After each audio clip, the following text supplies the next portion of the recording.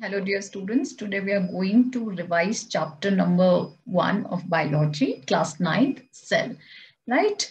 So we'll be quickly revising this chapter for our test. And the cell, as you know, the fundamental unit of life. And why do we call the fundamental unit? What are the cell organelles? What are the different functions?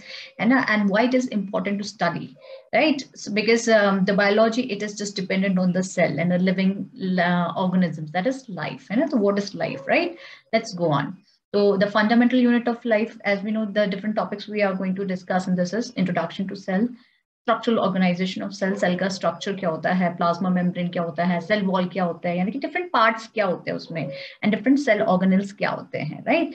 So if I talk about, then I can say this कि जब हम बात करेंगे कि cell क्या होता है, तो cell is a defined as the smallest basic unit of life, which is responsible for life process, है ना? जैसे कि एक बिल्डिंग का कंस्ट्रक्शन करना है तो उस बिल्डिंग के कंस्ट्रक्शन के लिए जो स्मॉलेस्ट यूनिट होगी वो क्या होगी, the smallest unit would be the brick. आप एक जैसी ब्रिक एक के ऊपर एक रख के you construct a strong wall, right? तो वैसे ही जब हम लिविंग ऑर्गेनिजम्स की बात करते हैं, whether the animals, whether the plants, है ना, तो वो सारे जो ऑर्गेनिजम्स हैं they are made up of a fundamental unit that is called cell, right?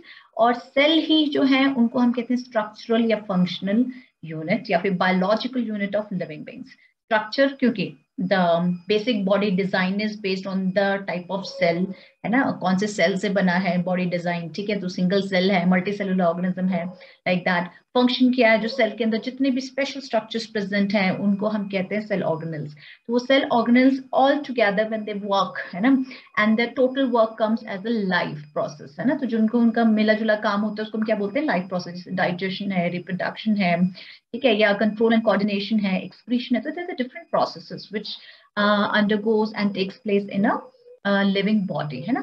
And these are the biological units of living beings. Biological units because जितने भी chemical functions हैं या biological functions हैं, they're taking place inside a cell only, है ना. तो इसलिए हम क्या कहेंगे कि सेल जो है स्ट्रक्चर भी है and it can replicate itself independently. Replicate यानी कि इट कैन मल्टीप्लाई, ठीक है. तो therefore they are called as the building blocks of the life, right? So not only they give the structure for the body, they take in nutrients from food, convert those nutrients into energy and carry out specialized functions, है ना. इसलिए हम इनको कहते हैं biological unit पे, क्योंकि ये केवल फंक्शंस ही नहीं करते, केमिकल रिएक्शंस ही नहीं होते, न्यूट्रिएंट्स भी लेते हैं फूड से, and those nutrients are given to the different body parts for the production of the energy, right? Cell is what we call it structural and functional unit of life, and whole body is made up of cells. तो cell को ही हम क्या कहेंगे, fundamental unit of life, right? अब next when we talk about कि अच्छा ये तो सेल के बारे में बात कर लिया हमने, ठीक है. तो अब सेल होता क्या है, जैसे आपने इस में देखेंगे तो you can see this, different colourful structure present है, डिफरेंट डिफरेंट स्ट्रक्चर आपको दिखाई दे रहे हैं. तो these structures are called cell organelles, है ना.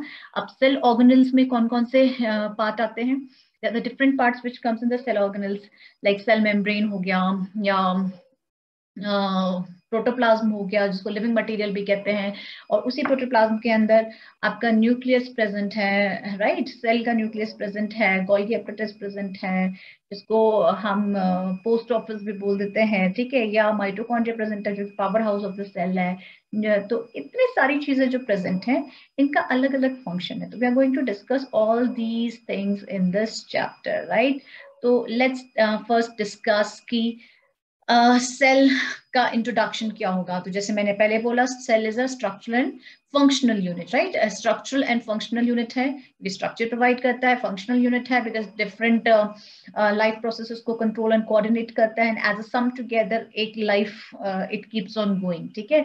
एंड नेक्स्ट कम्स कि किसने डिस्कवर किया था सेल, है ना. तो सेल डिस्कवर किया था रॉबर्ट हुक ने 1831 में इन कॉक स्लाइसेस, यानी कि he was working on the bark of the tree, है ना. वो पेड़ की छाल पे काम कर रहा था, and he just found that कि उसको जब गौर से उसने माइक्रोस्कोप के अंदर, जो कि उसने सेल्फ इन्वेंट किया था दैट टाइम में, व्हेन ही सॉ दैट, तो he found these kind of structure, these kind of box like structure. तो इन बॉक्सेस को ही कॉल्ड देम सेल, है ना. तो इन सारे बॉक्सेस को उन्होंने उस टाइम पे क्या नाम दे दिया, सेल. अब एक बार जब कोई इन्वेंशन या डिस्कवरी हो जाती है साइंस में, तो like the many scientist who are just after it to just prove it कि राइट है या रॉन्ग है ना, देन उसके बाद कंटिन्यूअस फिर चीजें डिस्कवर होती गई। 1674 में ही एंटन वॉन लीवेनहॉक ने सबसे पहले पॉन्ड वाटर में फ्री लिविंग सेल्स को डिस्कवर किया था, सिंगल सेल ऑर्गेनिजम्स को डिस्कवर किया था। And then came the Purkinje who coined the term protoplasm in 1839. It is very important term and very important question also, who coined the term protoplasm and what is the protoplasm is. तो protoplasm को हम कहते हैं living material, है ना, living material या फिर living fluid. अब why we call it a living fluid, है ना. तो children before going there थोड़ा सा हम इसको रिकॉल करते हैं कि क्या है. अगर मेरे को थोड़ा सा डिस्कवर डिफाइन करना है कि what is a cell, protoplasm कहाँ है, साइटोप्लाज्म कहाँ है, तो सबसे पहले एक बेसिक स्ट्रक्चर मुझे सेल का समझना पड़ेगा, है ना. तो बेसिक सेल का स्ट्रक्चर क्या होता है कि अगर दिस इज माय सेल, तो cell is divided into two parts, right. First is the cell membrane. Cell membrane like we all know, membrane यानी कि मेम्ब्रेन होता है एक काइंड ऑफ प्रोटेक्शन या आउटर एनवेलप या कवरिंग, है ना, which guards the cell, right. दूसरा जो पार्ट होता है दैट इज द प्रोटोप्लाज्म. अगर सेल का second part if I talk about, तो it is a protoplasm, right. तो प्रोटोप्लाज्म को ही हम लिविंग मटेरियल कहते हैं या लिविंग फ्लूइड कहते हैं. क्यों? क्योंकि जो प्रोटोप्लाज्म है इसको जब हम डिवाइड करेंगे या अब हम इसको और सिंप्लीफाई करना चाहते हैं, तो it would be simplified as cytoplasm, right, and nucleus, which are the two important thing inside a cell. यानी कि सेल के अंदर जो important चीज है that is cytoplasm, जो jelly like substance present है, and दूसरा जो brain present है सेल का, that is nucleus, जो कि पूरे processes को control and coordinate करता है, right. and जितने भी genetic material है या proteins का synthesis है, it is done by the nucleus only. So that is why जो protoplasm है इसको हम कहते हैं living material, right. अब now next coming to the next part, right, कि अब जो साइटोप्लाज्म है, तो साइटोप्लाज्म के अंदर क्या होगा. तो साइटोप्लाज्म के अंदर here I will take whiteboard here for better simplification, right. तो इसको थोड़ा समझाने में इजी हो जाएगा. Okay, so till now what we have understood, cell, two parts, cell membrane and protoplasm. Cell membrane is the outer envelope which covers the cell parts, and next is the protoplasm, which is called the living body or living fluid, right. अब now coming on the next thing कि अब cytoplasm nucleus का हो गया है, ठीक है. अब हम बात करेंगे सेल थ्योरी कि अब जो सेल थ्योरी है वो किसने दी थी, राइट. तो सबसे पहले जो सेल थ्योरी है, सेल थ्योरी कहती है जो हमको सेल थ्योरी गिवन थी वो दी थी Schleiden and Schwann. They were the two biologists and they proposed this theory in 1838 and 1839, right, in different years. Sheldon in 1830 and 39 Scaven. तो इन्होंने क्या कहा, इन्होंने कहा कि सबसे पहले इंपॉर्टेंट चीज जितनी भी लिविंग बींग्स हैं, है ना, जितने भी लिविंग ऑर्गेनिजम्स हैं, ये they are made up of cell only. तो इनकी जो बॉडी है वो सेल से बनी है, right.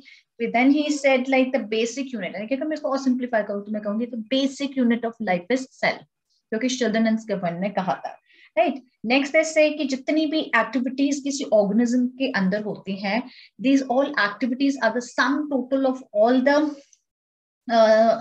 The activities in a cell. देखिए एक ह्यूमन बीइंग के अंदर जैसे हमारी बॉडी को ले लेते हैं, ठीक है. At the same time we are doing lot of things. हमारी बॉडी में सिग्नल्स भी ट्रांसमिट हो रहे हैं, डाइजेशन भी हो रहा है ना. तो there are the different processes. We are doing respiration also, right. तो इतने सारे प्रोसेस एक साथ हो रहे हैं. तो ये सारे प्रोसेस क्या है, it is a sum totally. इन सारे हमारी बॉडी में जितने भी सेल्स प्रेजेंट है, उन सारे सेल्स की जो एक्टिविटी है उनको मिला के हो रहे हैं, राइट, है ना. तो अब दूसरा उन्होंने क्या कहा था, पहला तो उन्होंने बोला कि all the living beings are made up of cells. Next, जितनी भी activities they are occurring in living being is the sum total of the cell activities. जितने भी सेल्स प्रेजेंट उनके अंदर जितनी एक्टिविटीज हो रही है उनकी वजह से है. नेक्स्ट दे सेड कि जितने भी सेल्स हैं दे ऑटोमेटिक कहीं से नहीं आए हैं, है ना. तो they have arised from the pre existing cells, यानी कि दे सेड ओमनिस सेलुला इज सेलुला. ये बड़ा जादू वाला टर्म मुझे लगता है, which says that omnis cellula e cellula. That means कि जितने भी सेल्स हैं वो भाई आसमान से नहीं उतरे हैं अपने डिविजन के थ्रू या रिप्रोडक्शन के थ्रू या फ्यूजन के through, what ever the processes, they have come from the already existing cells. यानी है ना कि जो ऑलरेडी एग्जिस्ट है सेल्स उनसे प्रोड्यूस हुए हैं. Okay, next coming upon the type of organisms. अब सेल के बेस पर हम टाइप ऑफ ऑर्गेनिजम्स की बात करेंगे। तो ऑर्गेनिजम्स कैसे होते हैं हमारे, दो तरीके के, यूनिसेलुलर यानी कि अगर मैं बोलती हूँ यूनिसेलुलर तो यूनि यानी कि वन, तो सिंगल सेल जो ऑर्गेनिज्म जिनकी बॉडी में सिर्फ एक ही सेल प्रेजेंट है उनको हम कहेंगे सिंगल सेल ऑर्गेनिज्म। ठीक है, जैसे एमीबा है, एमीबा का स्ट्रक्चर आपको याद होगा, it is something like star shape structure. तो एमीबा बेचारा सारे काम खुद ही करता है, राइट, चाहे वो डाइजेशन प्रोसेस हो, राइट, या बाइनरी फिजन रिप्रोडक्शन प्रोसेस हो, ठीक है, या इजेशन प्रोसेस हो, तो everything is done by the amoeba. ऐसे एक और एग्जांपल है पैरामीशियम हमारा, ठीक है, तो पैरामीशियम जिसका स्लिपर लाइक स्ट्रक्चर है ना, तो वो भी सिंगल सेल ऑर्गेनिजम्स है। Many bacteria single cell organisms, body में एक ही सेल है, राइट, तो the single cell is all responsible for doing all the activities and the lifespan of that particular organism. Next, when we talk about the multi यानी कि many, अगर किसी organism की बॉडी बहुत सारे सेल से बनी हुई है, यानी कि 2, 3, 4 मिलियंस क्रोर्स, ठीक है, बहुत सारे सेल से मिलकर बनी हुई है, तो हम उसको कहते हैं मल्टी सेलुलर ऑर्गेनिज्म। अब मल्टी सेलुलर ऑर्गेनिजम्स में किसके एग्जांपल आते हैं, लाइक फंजाई, ठीक है, प्लांट्स, डिफरेंट एनिमल्स, है ना, डिफरेंट सेल्स, ठीक है, इनकी जो बॉडी ऑर्गेनाइजेशन है, they are made up of the different kind of cells, right. अब हम बात करेंगे कि सेल्स के टाइप कौन से होते हैं। तो जो बॉडी सेल है, चाहे यूनिसेलुलर ऑर्गेनिज्म हो या मल्टी सेलुलर ऑर्गेनिज्म हो, उनके जो सेल्स हैं वो दो तरीके के होते हैं। एक होता है प्रोकैरियोटिक, एक होता है यूकैरियोटिक। यू को I can call it true also, है ना, ट्रू क्यों, क्योंकि जो प्रोकैरियोटिक है इनको हम प्रिमिटिव सेल्स बोलते हैं, जो सबसे पहले डिस्कवर हुए थे या जो सबसे पहले लाइफ एग्जिस्ट हुई थी सिंगल सेल फॉर्म में, तो उसे प्रोकैरियोटिक ऑर्गेनिज्म ओनली। क्यों, क्योंकि इनके जो ऑर्गेनिजम्स हैं, प्रोकैरियोटिक सेल्स जो होते हैं, इनके कहीं पे भी आउटर गार्ड से स्ट्रक्चर्स जो इनको प्रोटेक्ट करते हैं, मेम्ब्रेन्स वगैरह, वो प्रेजेंट नहीं होते। जैसे मैंने आपको पहले भी कहा था, सेल के दो पार्ट हैं, है ना, एक हो गया सेल मेम्ब्रेन हो गया, दूसरा प्रोटोप्लाज्म हो गया। तो प्रोटोप्लाज्म के अंदर भी आपके डिफरेंट पार्ट्स हैं, है ना, तो प्रोटोप्लाज्म में क्या जाता है, आपका साइटोप्लाज्म आ जाता है, ठीक है, साइटोप्लाज्म जेली लाइक सब्सटेंस है, और साइटोप्लाज्म के बाद यहाँ पे क्या जाता है, न्यूक्लियस, है ना, तो न्यूक्लियस जो है इट इज द ब्रेन, है ना, तो वो ब्रेन है।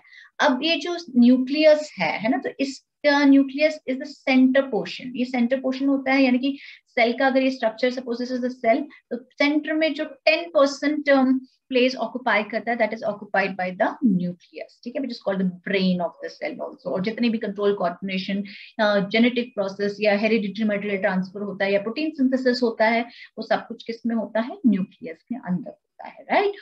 और जो इसके चारों तरफ प्रेजेंट है, दैट इज कॉल्ड साइटोप्लाज्म, जो जेली लाइक सब्सटेंस प्रेजेंट होता है उसको हम साइटोप्लाज्म कहते हैं, राइट। अब ये जो साइटोप्लाज्म है, इसके अंदर हमारे बहुत सारे स्पेशल छोटे छोटे स्ट्रक्चर्स प्रेजेंट हैं, जिनको हम कहते हैं सेल ऑर्गेनेल्स, राइट। अब ये जो बहुत सारे सेल ऑर्गेनेल्स हैं, जैसे माइटोकॉन्ड्रिया हो गया, गोल्गी एपरेटस हो गया, एंडोप्लाज्मिक रेटिकुलम हो गया, राइबोसोम्स हो गए, है ना, या लाइसोसोम्स हो गए, तो ये जितने भी सेल ऑर्गेनेल्स हैं, इनके भी चारों तरफ ऐसे प्रोटेक्टिव लेयर होती है, राइट। अब इसी की हम बात कर रहे हैं कि जैसे प्रोकैरियोट्स का हमका फर्स्ट पॉइंट क्या है कि जितने भी ये प्रोकैरियोट सेल्स होते हैं, ये जो ऑर्गेनिज्म होंगे, इनकी न्यूक्लियर मेम्ब्रेन एब्सेंट होगी, यानी कि न्यूक्लियस के चारों तरफ जो एनवेलप है, इट वुड बी एब्सेंट, ठीक है। और यूकैरियोट्स, यस, ट्रू, तो इनमें न्यूक्लियर मेम्ब्रेन प्रेजेंट होगी, इनके प्रोटेक्शन के लिए वॉल प्रेजेंट होगी, राइट। तो nucleolus is absent, nucleolus is absent यानी कि अगर न्यूक्लियर मेम्ब्रेन नहीं है, तो ये जो बहुत वेल डिफाइंड स्ट्रक्चर है न्यूक्लियस का, प्रोकैरियोट्स में नहीं होता, वो ऐसे कहीं पे भी पड़ा हुआ होता है न्यूक्लियस, है ना, कहीं पे भी ऐसा फैला हुआ है, तो उसको हम कहते हैं कि it is not well defined, तो nucleolus is absent. And in eukaryotes the nucleolus is present. अब नेक्स्ट जब हम डिफरेंस की बात करते हैं, सिंगल क्रोमोसोम्स, है ना, यानी कि जो न्यूक्लियस के अंदर ही हमें क्रोमोसोम्स मिलते हैं, they are the thread like structures, they are the brush like structures, and this chromosomes appears during the cell division, है ना, जब भी रिप्रोडक्शन होता है तभी सेल डिविजन के दौरान ये क्रोमोसोम्स अपीयर होते हैं, है ना। एंड जो प्रोकैरियोट्स होते हैं, उनमें सिंगल क्रोमोसोम होता है, एक ही क्रोमोसोम होगा, इसमें सिंगल या मल्टी क्रोमोसोम हो सकते हैं, ठीक है। और जो हमारे प्रोकैरियोट्स ऑर्गेनिजम्स हैं, इनमें हमेशा रिप्रोडक्शन एसेक्सुअल होता है, एसेक्सुअल यानी कि because their nucleus is not well defined, ठीक है, एंड देयर सिंगल सेल, तो that is why the thing is कि सारी चीजें एक ही सेल को करनी पड़ती है, तो एसेक्सुअल, राइट। और यहाँ पे रिप्रोडक्शन कैसा हो सकता है यूकैरियोटिक ऑर्गेनिजम्स में, सेक्सुअल भी हो सकता है एंड एसेक्सुअल भी। सेक्सुअल यानी कि when both the parents are involve, male and female, and asexual when the single parent is required for the reproduction. ठीक है, अब ये जो ऑर्गेनिजम्स होते हैं प्रोकैरियोट ऑर्गेनिजम्स, ये हमेशा सिंगल सेल होते हैं ना, तो सिंगल सेल होंगे तो एसेक्सुअल रिप्रोडक्शन होगा एंड इनमें एक ही क्रोमोसोम होगा, इनका न्यूक्लियोलस एब्सेंट होगा, न्यूक्लियर मेम्ब्रेन एब्सेंट होगी, ये बेचारे बिल्कुल इवॉल्विंग स्टेज पे होते हैं। ठीक है, एंड यहाँ पे जो यूकैरियोट्स होते हैं they are often multicellular organism, और जितने भी मेम्ब्रेन बाउंड सेल ऑर्गेनल्स हैं वो हमारे प्रोकैरियोट्स में नहीं मिलेंगे, राइट। मेम्ब्रेन बाउंड यानी कि हर किसी की मेम्ब्रेन है, जैसे न्यूक्लियस के चारों तरफ न्यूक्लियर मेम्ब्रेन है, माइटोकॉन्ड्रिया के चारों तरफ मेम्ब्रेन है। ठीक है, या if I talk about chloroplast, तो उनके चारों तरफ भी मेम्ब्रेन है। तो यानी कि जिनके पास अपनी मेम्ब्रेन है, प्रोटेक्शन कवर है, तो वो यूकैरियोट्स है, उनके पास नहीं है वो प्रोकैरियोट्स है। Okay, now coming on the next part, right. अब नेक्स्ट पार्ट हमारा क्या आता है कि सेंट्रियोल इज एब्सेंट। जो प्रोकैरियोट्स, जैसे मैंने कहा उनका स्ट्रक्चर इतना अनडिफाइंड होता है, उसमें बहुत सारी चीजें प्रेजेंट नहीं होती हैं, तो सेंट्रियोल एब्सेंट होता है। यहाँ पे सेंट्रियोल एनिमल सेल में प्रेजेंट होता है, प्लांट सेल में सेंट्रियोल्स नहीं होते हैं। ठीक है, जो डिवीजन होगा प्रोकैरियोट्स में हमेशा बाइनरी फिजन होगा। बाइनरी फिजन यानी कि एक सेल वो स्प्लिट हो जाएगा, कहीं से भी सेंटर से स्प्लिट होगा, तो उसको हम कहते हैं, एक सेल से दो सेल्स बनते हैं तो उसको हम कहते हैं बाइनरी फिजन, जैसे अमीबा में होता है। ठीक है, नेक्स्ट है सेल डिवीजन। यहाँ पे कैसे होगा, माइटोसिस या मियोसिस, है ना। माइटोसिस यानी कि हाफ, एंड देन उसके बाद मियोसिस, उसी का डुप्लीकेशन, राइट।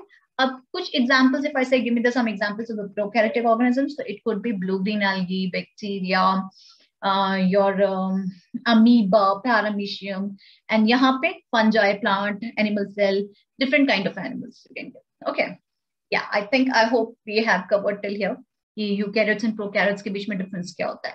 प्रो यानी कि प्रिमिटिव, पुराना, इनके पास कुछ नहीं होता है। ठीक है, यूकैरियोटिक बिल्कुल ट्रू है, they are well defined, well modernised, right, तो हर चीज इनमें प्रेजेंट होगी, राइट। अब now let's talk about the difference between the animal cell and the plant cell. अब हम बात करेंगे एनिमल सेल या प्लांट सेल में क्या डिफरेंस है। तो एक बेसिक स्ट्रक्चर है जो आपको सेल का दिखाई दे रहा है। ये हर सेल के चारों तरफ सेल मेम्ब्रेन होती है, सेंटर में फ्लूइड लाइट स्ट्रक्चर होता है, साइटोप्लाज्म होता है। ये जो डिफरेंट डिफरेंट आपको स्ट्रक्चर्स दिखाई दे रहे हैं, राइट, तो these are the different cell organelles, and हर सेल ऑर्गेनेल्स का डिफरेंट फंक्शन होता है। तो let's talk about quickly in animal cell and the plant cell. सबसे बड़ा डिफरेंस, एनिमल सेल जितने भी होंगे इनमें सेल वॉल एब्सेंट होगी, राइट, एंड जो प्लांट सेल है इनमें सेल वॉल प्रेजेंट होती है, राइट। तो that is the reason, this is the reason कि जो प्लांट सेल्स हैं they can resist the different temperature and the different like environmental harsh conditions, right, because their membrane is covered, right. And next है plastids are absent and plastids are present. अभी we will be discussing in detail also कि what are the plastids. Centriole सिर्फ animal cells में present होते हैं, plant cells में centrioles नहीं होंगे। ठीक है, तो दो चीज हमें ध्यान रखनी है, एनिमल सेल में सेल वॉल नहीं होती है, ठीक है, प्लास्टिड नहीं होते हैं, और इसमें प्लांट सेल में प्लास्टिड प्रेजेंट होते हैं, सेंट्रियोल्स एब्सेंट होते हैं, और सेल वॉल प्रेजेंट होती है।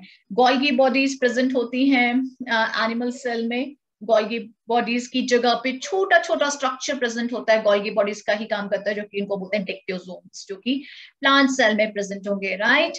अब now next coming on vacuoles. तो वैक्यूल्स जो होते हैं एनिमल सेल में एब्सेंट होते हैं, और अगर प्रेजेंट भी होते हैं तो दे आर वेरी स्मॉल, है ना, जो खाली स्पेसेस प्रेजेंट होती है, जो कि एक प्लांट सेल में बहुत बड़े बड़े वैक्यूल प्रेजेंट है। This is a plant cell, इसमें बड़ा सा वैक्यूल प्रेजेंट होगा, ठीक है। Why this vacuoles are present, they give the rigidity and the structure to the firmness to the cell, ठीक है, जो कि एनिमल सेल में प्रेजेंट नहीं होते हैं। सेंट्रोसोम इज प्रेजेंट विद 1 और 2 सेंट्रियोल्स। जब डिवीजन होता है तो सेंट्रोसोम प्रेजेंट होता है, यहाँ पे सेंट्रोसोम प्रेजेंट नहीं होता है प्लांट सेल में, ठीक है। तो हमें 2-3 चीजें याद रखनी है कि क्या प्रेजेंट है, क्या एब्सेंट है। नाउ एक और चीज इसमें जो बड़ा इंपॉर्टेंस आ रहा है, I will just discussing very soon कि डिफ्यूजन क्या होता है, ऑस्मोसिस क्या होता है, क्योंकि डिफरेंट प्रोसेस हैं। अब ये सेल मेम्ब्रेन के थ्रू होंगे, कैसे होंगे, वी विल बी डिस्कसिंग, ठीक है। Next is diffusion. तो डिफ्यूजन क्या होता है? ये एक मूवमेंट है सब्सटेंसेस का हाई कंसंट्रेशन से लो कंसंट्रेशन की तरफ। जैसे हमने कहा था एनर्जी जब भी फ्लो होती है किसी भी फॉर्म में होती है वो हाई कंसंट्रेशन से लो कंसंट्रेशन की तरफ फ्लो होती है, राइट। तो वैसे डिफ्यूजन इज अ प्रोसेस जहाँ पे मूवमेंट होता है, चाहे वो सॉलिड पार्टिकल्स हो, लिक्विड पार्टिकल्स हो, गैसेस पार्टिकल्स हो, उनका हाई कंसंट्रेशन से लो कंसंट्रेशन में। तो रीजन ग्रेडियंट यानी कि ग्रेडियंट क्वोशिएंट होता है। नेक्स्ट हम बात करेंगे कुछ सब्सटेंसेस ऐसे हैं जैसे कार्बन डाइऑक्साइड हो गया या गैसेस ऑक्सीजन हो गई, ठीक है, तो वो मेम्ब्रेन के आर पार ट्रैवल कर लेती है ना, and cell also obtains nutrition from the environment. तो डिफ्यूजन प्रोसेस हम यहाँ क्यों बोल रहे हैं? तो diffusion is a process of movement of substances from the higher region to the lower region, है ना। और जैसे गैसेस का मूवमेंट है या न्यूट्रिएंट्स का मूवमेंट है तो सेल के इन एंड आउट होते हैं। जैसे मैंने बताया बेटा कि सेल को बायोलॉजिकल फंक्शनल यूनिट भी बोलते हैं। क्यों? Because it not only obtains the nutrients from the food but it supplies the nutrients to other cell parts also, है ना, for the requirement. तो that is why वो कैसे होगा?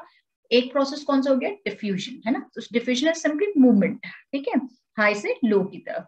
अब नेक्स्ट प्रोसेस आता है दैट इज ऑस्मोसिस, है ना। ऑस्मोसिस थोड़ा सा डिफरेंट है। क्यों डिफरेंट है? क्योंकि ऑस्मोसिस में केवल वाटर मॉलिक्यूल्स यानी कि सिर्फ सॉल्वेंट का ही मूवमेंट होगा, लिक्विड का ही मूवमेंट होगा, ठीक है। तो only the water molecules they will pass through from the higher concentration to the lower concentrations, high से लो की तरफ जाएंगे, ठीक है। लेकिन जब वो जाएंगे तो they will be passing through the selective permeable membrane ना। अब जैसे एक वर्ड को यहाँ ध्यान देंगे, membrane. Membrane is something like a wall like structure या एक गेट जैसा स्ट्रक्चर होता है, ठीक है। अब वो गेट कैसा हो सकता है? परमेबल हो सकता है। परमेबल यानी कि विच कैन अलाउ एनीथिंग, ठीक है, या फिर सेमी परमेबल हो सकता है which can allow specific things, specific चीजों को ही अलाउ करेगा, स्पेसिफिक शेप या साइज के वाटर मॉलिक्यूल्स को ही अलाउ करेगा, ठीक है। और एक होता है नॉन परमेबल यानी कि जो बिल्कुल अलाउ नहीं करता। जैसे मैंने कहा आपको गेट के बाहर जाना है, ठीक है, स्कूल के गेट के बाहर जाना है and the watchman is standing over there. अगर the watchman has a very good terms with you तो he will say okay you can go, right? But agar he is not having any terms and you will show some application, please I wanted to go and somewhere like, right? तो वो watchman क्या कहेगा? ठीक है, तो आपको थोड़ी देर के लिए परमिशन दे देगा बाहर जाने की। और अगर वो बिल्कुल ही रिजिड होगा कि जहाँ आप एप्लीकेशन लेके जाओ या कितने अच्छे टर्म्स हो, you will say no, you can't go out, you can't go out, है ना। क्यों? Because he is guarding the gates, right. तो सिमिलरली जो मेम्ब्रेन्स होती हैं सेल की, जो आउटर लेयर्स होती हैं उनको मेम्ब्रेन्स बोलते हैं, ठीक है। तो इनका फंक्शन क्या होता है? इन एंड आउट न्यूट्रिएंट्स का, मॉलिक्यूल्स का या सब्सटेंसेस का जो है इन एंड आउट सेल के अंदर बाहर जाने को कंट्रोल करते हैं। तो कुछ सब्सटेंसेस के लिए कंप्लीटली परमेबल होती हैं यानी कि अलाउ करती हैं कि कोई भी आए, अंदर चला जाए, बाहर चला जाए। एंड किसी के लिए सेमी परमेबल होती है कहीं कहीं पे, है ना। सेमी परमेबल यानी कि सिलेक्टेड साइज एंड शेप ही अलाउ करेगी, otherwise it will not allow, ठीक है, राइट।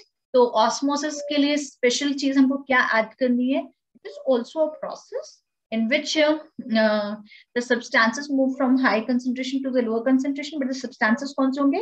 Water molecules, है ना। And that even selective permeable method, selective यानी कि specific shape and size के water molecules ही या solvent molecules he, liquid molecules he pass on कर सकते हैं, ठीक है। तो जितने भी plant cells हैं तो ये जो water absorb करते हैं roots, सॉइल पार्टिकल्स है ना, तो ये कैसे अब्सॉर्ब करते हैं? ऑस्मोसिस के थ्रू। तो osmosis is also process which is used for the nutrients and water absorption, right.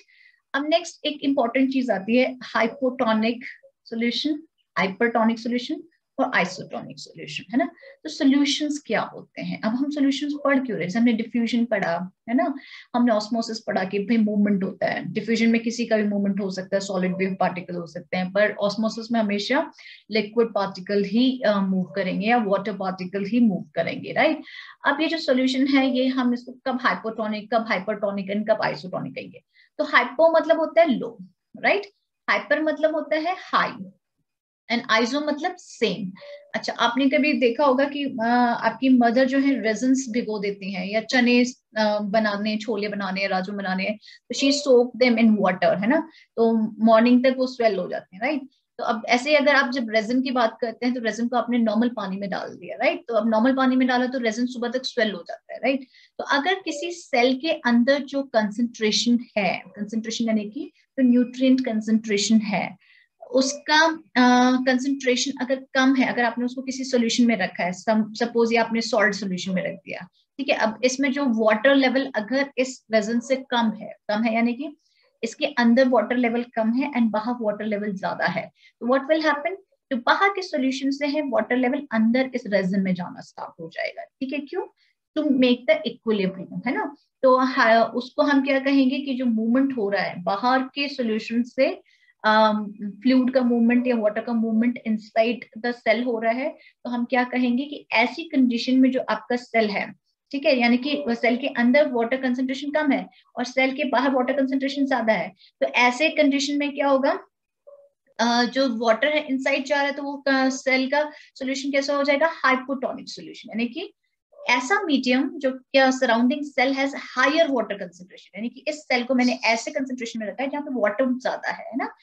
मतलब इसमें सॉल्ट कंसंट्रेशन कम है, तो ये हाइपोटोनिक सॉल्यूशन होंगे, यहाँ से फ्लूइड का मूवमेंट इनसाइड द सेल होगा, है ना, और सेल क्या करेगा, will gain water by osmosis and swell up. तो अगर मैं क्वेश्चन करती हूँ आपसे, right, if I ask you a question की in what kind of solution you will keep a cell that it will swell up after some time, so you will be saying hypotonic solution, है कि पानी का concentration cell में कम है, cell के बाहर ज्यादा है, तो वो जो सोल्यूशन है वो आपका हाइपो हो जाएगा, राइट।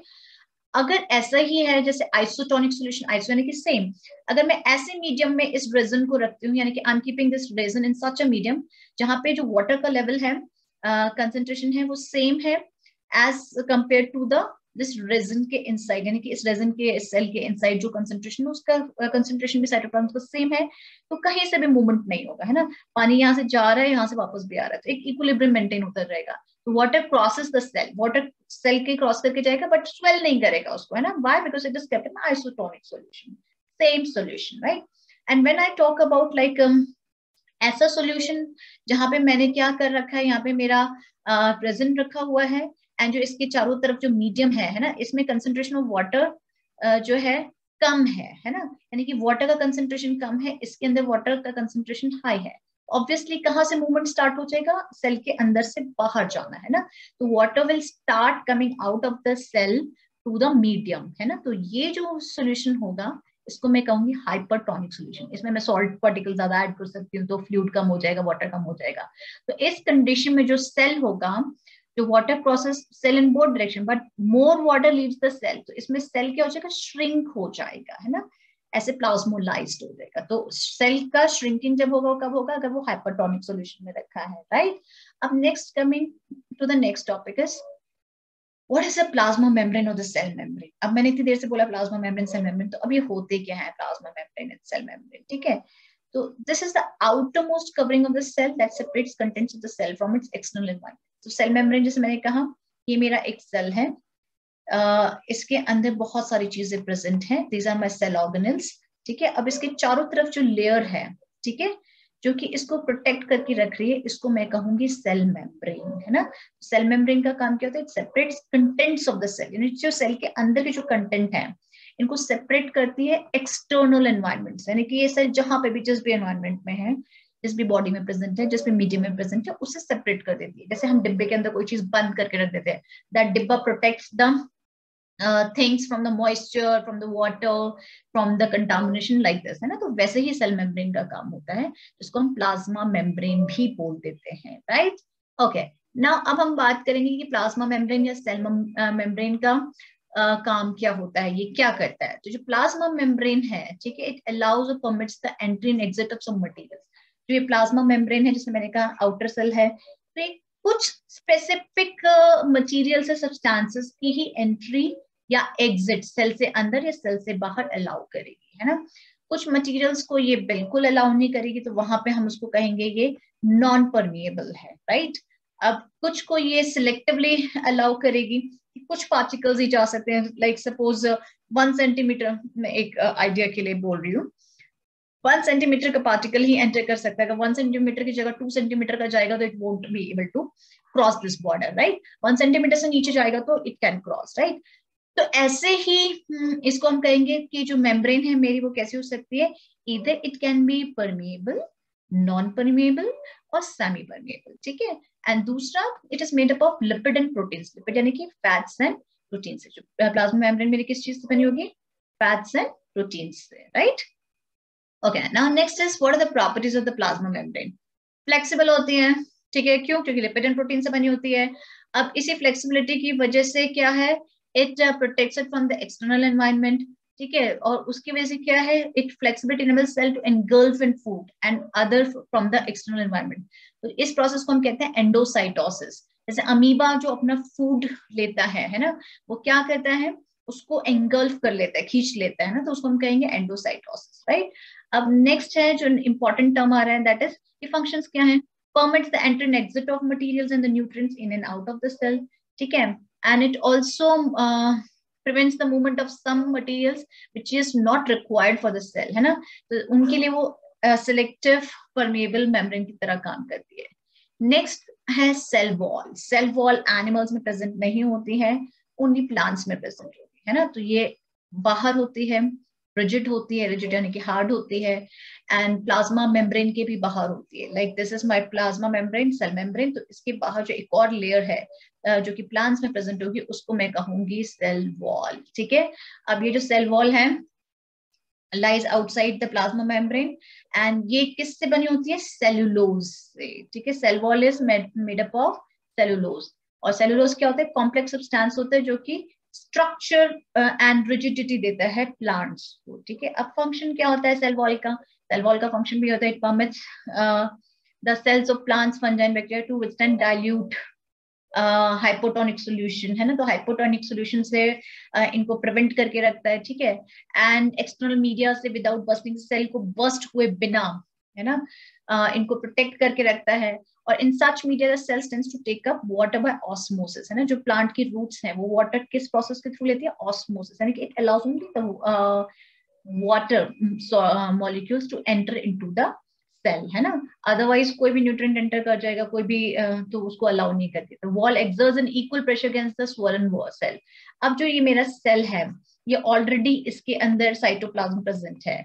अब ये जो सेल वॉल है जो कि प्लाज्मा मेम्ब्रेन के आउटसाइड प्रेजेंट है, ये इक्वल एक्सर्ट करती है प्रेशर सेल के अंदर ऊपर की तरफ, तो उसकी वजह से जो सेल का एक स्ट्रक्चर है वो रिजिड रहता है ना, तो wall exerts an equal pressure against the swollen cell, right. अब नेक्स्ट है प्लाज्मोलिसिस, एक टर्म आ रहा है plasmolysis. I am just taking the terms in this chapter, right, कि व्हिच आर इंपॉर्टेंट।